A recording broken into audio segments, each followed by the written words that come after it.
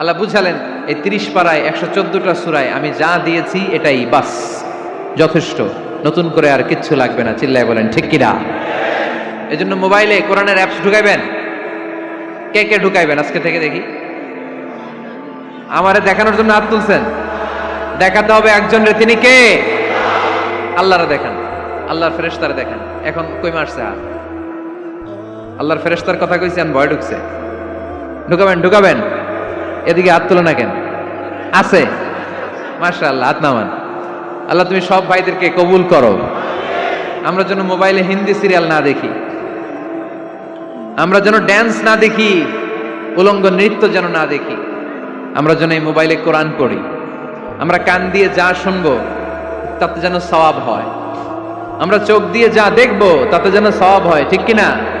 যেন কানে শুনি সদা তোমার